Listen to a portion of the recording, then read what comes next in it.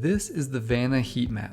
It projects market makers' total Vanna exposure and is forward-looking across price levels to forecast hedging responses. In positive Vanna, in blue, delta and implied volatility move in the same direction.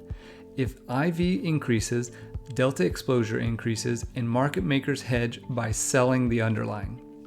If implied volatility falls, market makers' delta exposure decreases, and hedging requires them to buy the underlying.